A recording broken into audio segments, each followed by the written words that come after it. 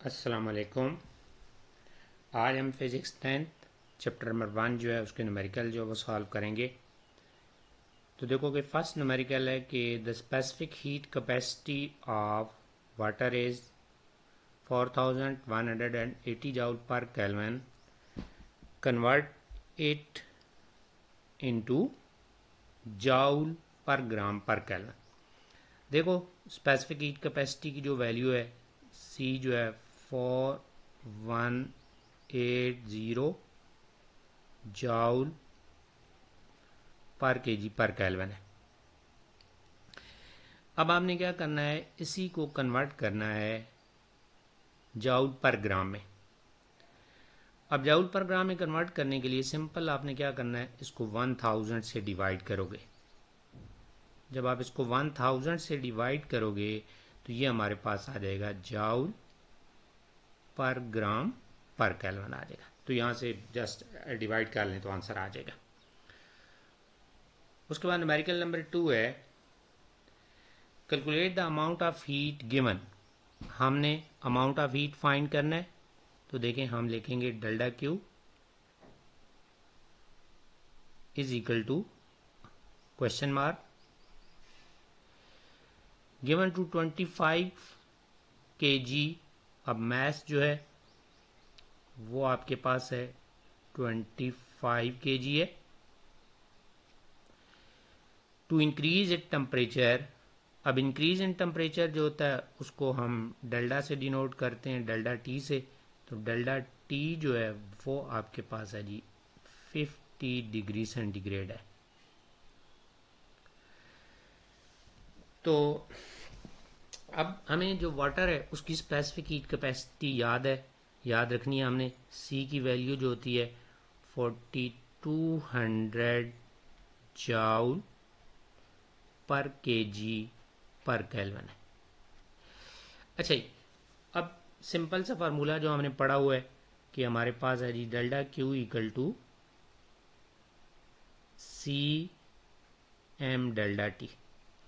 अब इसमें value put कर लें और आपका आंसर जो होगा, जाहिर सी बात है हीट है तो हीट का यूनिट आपका जाउल होता है, तो हमारे पास जाउल में आंसर आ जाएगा।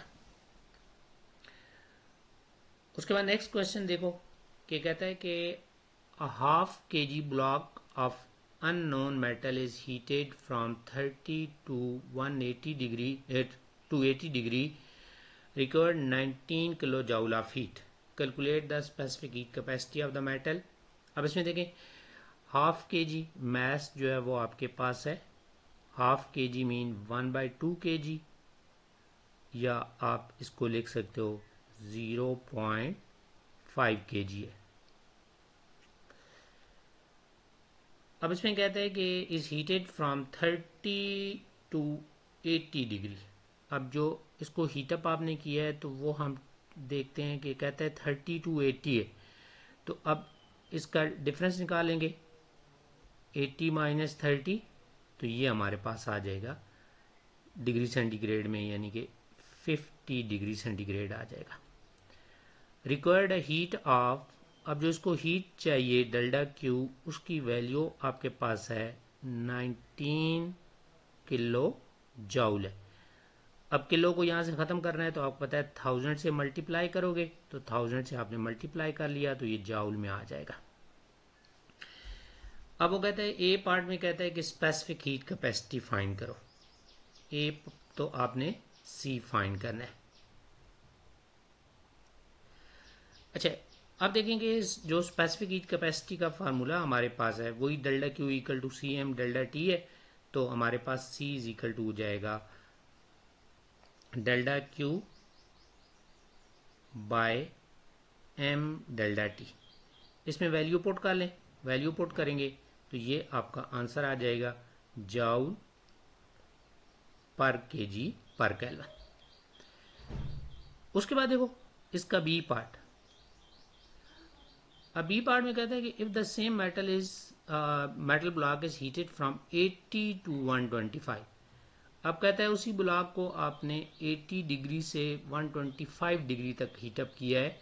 तो अब इन दोनों का डिफरेंस आपने निकाल लेना है। तो वो इंक्रीज इन टेम्परेचर होगा 125 माइनस 80। अब इसको जो भी हमारे पास आएगा डिग्री सेंटीग्रेड में आ जाएगा, लिख दीजिएगा यहाँ पे। How much additional heat is needed, अब वो कहता है और कितनी हीट आपको देनी पड़ेगी, यानी कि डेल्टा क्यू आपने फाइंड करना है। अब डेल्टा क्यू का फार्मूला हमारे पास होता है सी एम डेल्टा टी। अब सी की वैल्यू जो यहाँ पे आपने फाइंड की है ये इधर आप पुट कर देंगे, एम की वैल्यू वही 0.5 kg है, और डेल्टा टी ये भी आपने निकाला है। इसमें आप वैल्यू पुट करेंगे तो ये हमारे पास आंसर आ जाएगा, और ये हमारा आंसर जो होगा ये आपके पास जाउल के अंदर आएगा। अच्छा जी, उसके बाद देखो कि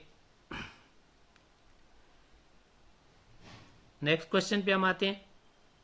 नेक्स्ट जो न्यूमेरिकल है इसमें कहता है calculate the change in temperature of 5 litre of water if it absorb 8.4 mega joule of heat, use specific heat capacity of water, ये बता दिया उसने।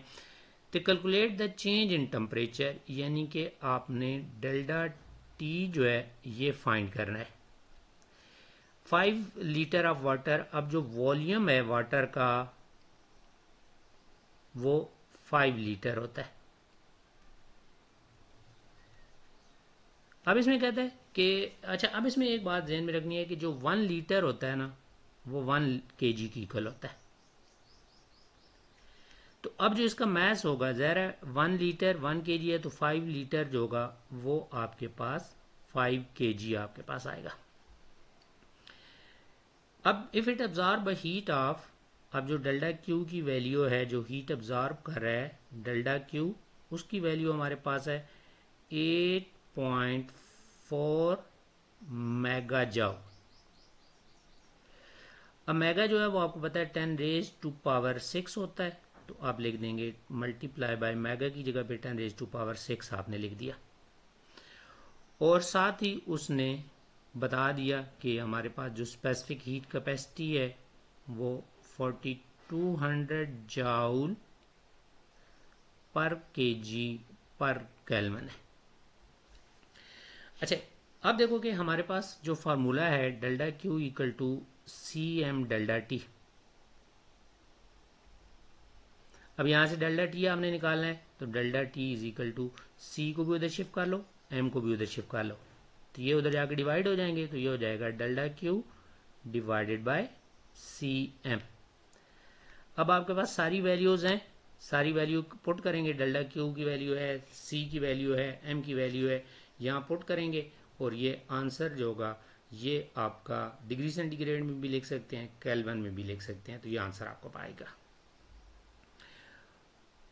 उसके बाद नेक्स्ट न्यूमेरिकल देखो, कहता है कि a container 100 gram of water at 80 degree centigrade is mixed with 200 gram of water at 20 degree centigrade. What will be the final temperature of the mixture? Assume no heat loss to the surrounding. वो कहता है कि आपके पास एक hot water है, ऐसे एक container है, इसके अंदर हॉट वाटर है, एक दूसरा कंटेनर है, इसके अंदर जो है ना थोड़ा सा कोल्ड वाटर है। अब देखें कि जो हॉट वाटर है उसका मैस जो है हम m1 कह देते हैं, m1 जो है वो 100 ग्राम है, और इसका जो टेम्परेचर है लेट अस सपोज T1 जो है ये जो 80 डिग्री टेम्परेचर गिवन है, 80 डिग्री सेंटीग्रेड है, mixed with 200 gram of water at 20 degree centigrade. अब जो कोल्ड वाटर है उसके साथ हमने इसको मिक्स किया, और उस कोल्ड वाटर का जो मैस है वो हमारे पास 20 डिग्री सेंटीग्रेड है, मैस 200 ग्राम है, मैस 200 ग्राम है आपके पास, और उसका जो टेम्परेचर है वो हमारे पास है 20 डिग्री सेंटीग्रेड है। अच्छा जी, तो what will be the final temperature of the mixture? Assume no heat loss to the surrounding, the specific heat capacity. अब देखो स्पेसिफिक हीट कैपेसिटी केजी में भी गिवन है और ग्राम में भी गिवन है। अब क्वेश्चन हमें ग्राम में गिवन है, देखिए दोनों मैसेज ग्राम में, तो इसलिए हम ग्राम वाली वैल्यू लगाएंगे, तो सी की वैल्यू जो होगी वो हमारे पास हो जाएगी जी 4.2 जूल पर ग्राम पर केल्विन।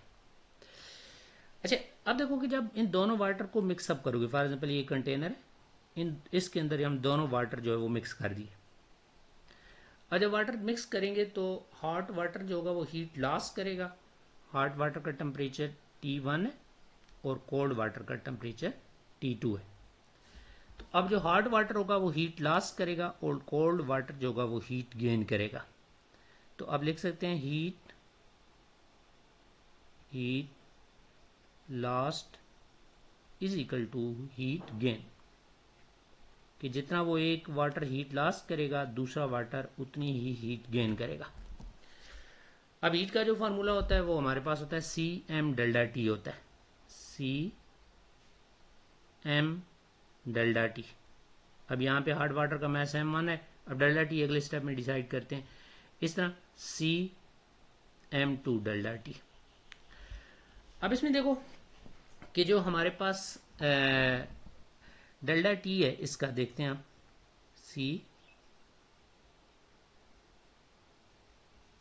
M1। अच्छा, अब ये जो फाइनल टेम्परेचर है ना, हम सपोज करते हैं कि जब दोनों मिक्स हो गए तो फाइनल टेम्परेचर T है और यही टेम्परेचर हमने फाइंड करना है। तो अब देखो फाइनल टेम्परेचर हमारे पास इधर डायग्राम के ऊपर देखें जरा। पहले हार्ड वाटर का टेम्परेचर T1 था, जब कोल्ड में मिक्स किया तो इसका टेम्परेचर T हो गया। तो अब जो चेंज इन टेम्परेचर है ज़ाहिर सी बात है हार्ड का ज़्यादा है और बाद में मिक्स होने पे कम हो जाएगा। तो ये देखें कि ये T1 माइनस T हमारे पास हो जाएगा, इसका जो चेंज इन टेम्परेचर होगा T1 minus T।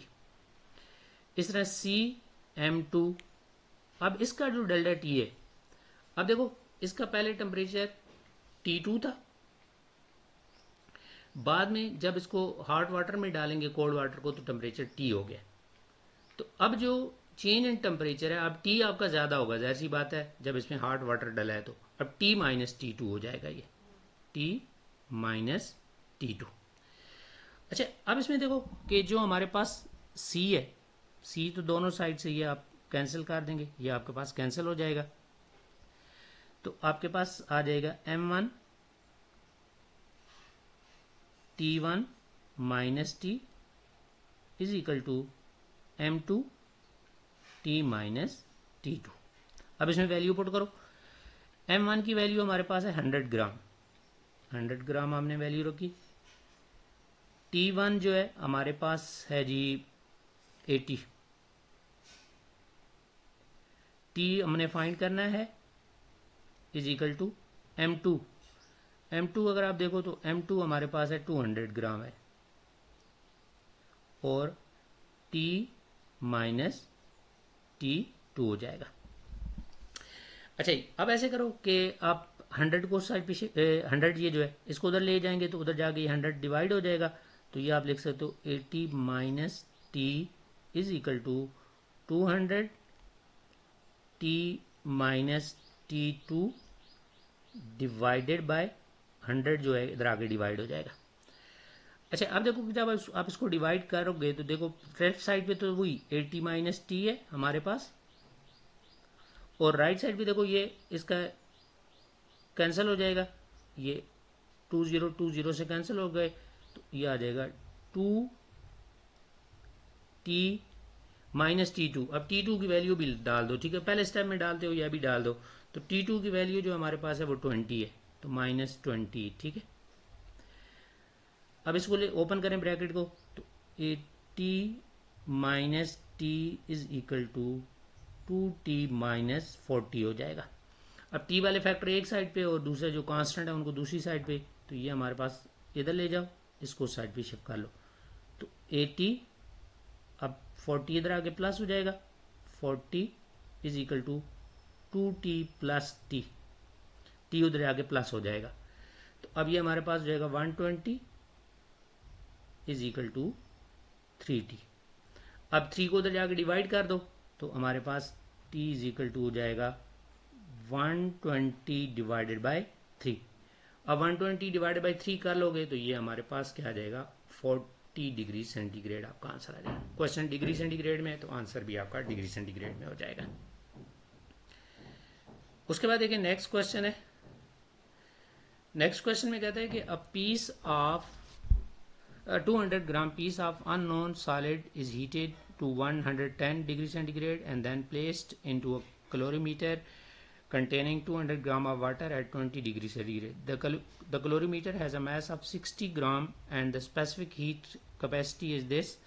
The final temperature of the system is this. Assume no heat is lost to the surrounding. Calculate the specific heat capacity of the solid. अब देखो कि यहाँ पे बेसिकली एक experiment होता है कि हमारे पास एक क्लोरीमीटर होता है, इस तरह का एक कंटेनर होता है जिसको हम क्या कहते हैं, क्लोरीमीटर कहते हैं। अब क्लोरीमीटर जो होता है इसके अंदर हम वाटर वाटर डालते हैं तो इसका टेम्परेचर जो होता है वो T1 होता है।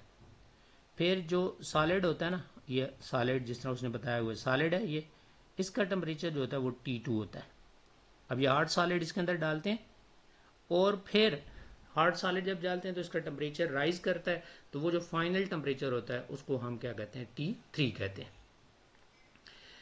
तो फिर हम इसकी स्पेसिफिक हीट कैपेसिटी जो सॉलिड की है वो फाइंड करनी है। तो डाटा पहले लिखते हैं। 200 ग्राम पीस, अब देखेंगे जो सॉलिड होता है ना इसको हम इसका जो मैस ऑफ सॉलिड है MS हम लिखेंगे। MS जो है वो हमारे पास है, मैस ऑफ सॉलिड 200 ग्राम है। और इसका जो टेम्परेचर है, सॉलिड का टेम्परेचर T2 से डिनोट करना है, तो T2 जो हमारे पास है वो हमारे पास है 110 डिग्री सेंटीग्रेड है। Then placed into a calorimeter containing 200 gram of water. अब जो मैस ऑफ वाटर है MW mean mass of water, ये हमारे पास है 200 ग्राम है एट 20 डिग्री सेंटीग्रेड।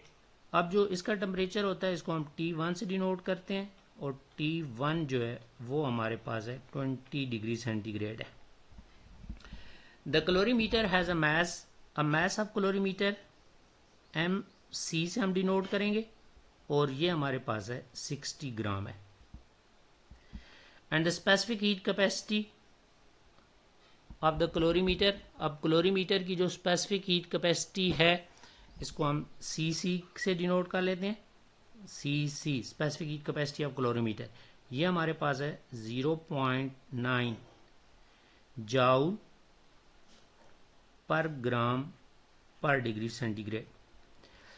अच्छा, the final temperature of the system is, अब जो सिस्टम का फाइनल टेम्परेचर है उसको हम T3 से डिनोट करेंगे, T3, और T3 की वैल्यू आपके पास है 35 डिग्री सेंटीग्रेड है। अच्छा जी, अब इसमें देखें कि जो हमारे पास वाटर की स्पेसिफिक हीट कैपेसिटी है वो हमें पता है कि वाटर की जो स्पेसिफिक हीट कैपेसिटी होती है CW,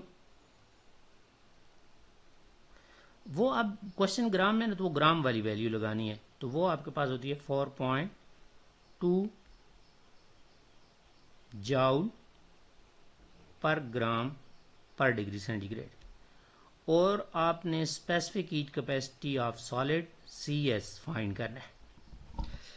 अच्छा, अब इसका जो फार्मूला हमारे पास है, फार्मूला हम लिखते हैं, तो ये आपके पेज 17 पे बुक के अंदर गिवन है। तो हमारे पास है CS is equal to MW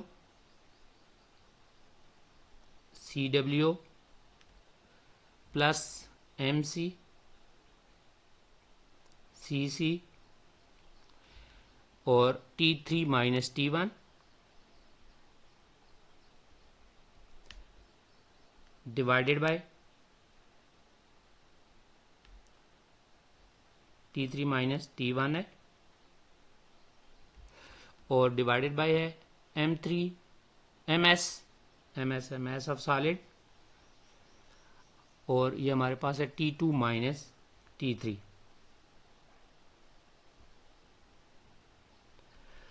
अब इसमें देखें कि ये सारी वैल्यूज आपके पास हैं।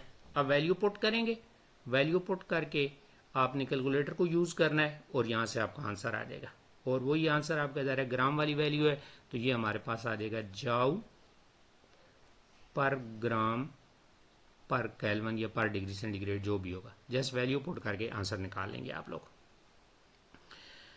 अच्छा जी, उसके बाद जो हमारे पास नेक्स्ट क्वेश्चन है नेक्स्ट क्वेश्चन में कहता है कि a hot steel rod is cooled by plunging it into a cold water. The steel rod has a mass. अब जो उसका मास है वो हमें गिवन है 3 kg है, and initially at a temperature of, इसका जो इनिशियल टेम्परेचर है वो हमारे पास है 450 डिग्री सेंटीग्रेड है। It cools to 50 degree centigrade. अब T2 जो है वो हमारे पास है 50 डिग्री सेंटीग्रेड है। When placed in the water the specific heat capacity of the steel is, C की वैल्यू आपको गिवन है 460 जूल पर केजी पर degree centigrade. Calculate the thermal energy lost by the steel rod. अब उसने कितनी heat loss की है, आपने डेल्टा क्यू की वैल्यू फाइंड करनी है। तो देखो हमारे पास जो डेल्टा क्यू का फार्मूला है, delta Q is equal to होता है सी एम डेल्टा टी है। अब सी एम, अब डेल्टा टी की वैल्यू, अब चेंज इन टेम्परेचर ये आपके T1 और T2 है, तो ज़्यादा में से कम को माइनस कर लेना है, तो ये हो जाएगा T1 माइनस T2 हो जाएगा। अब इसके अंदर वैल्यू पुट करेंगे तो आपका आंसर आएगा, और वो आंसर आपका जॉउल के अंदर आएगा। ठीक है, अच्छा जी, तो ये हमारे न्यूमेरिकल कंप्लीट हो गए। तो अब आपको अगर कोई कन्फ्यूजन हो, किसी किस्म का प्रॉब्लम हो, तो मुझे आप मैसेज कर सकते हैं, कमेंट्स में बता सकते हैं। तो हमारे चैनल पे अगर आप नए हैं तो लाइक करें, शेयर करें और सब्सक्राइब करें। थैंक यू जी, अल्लाह हाफिज़।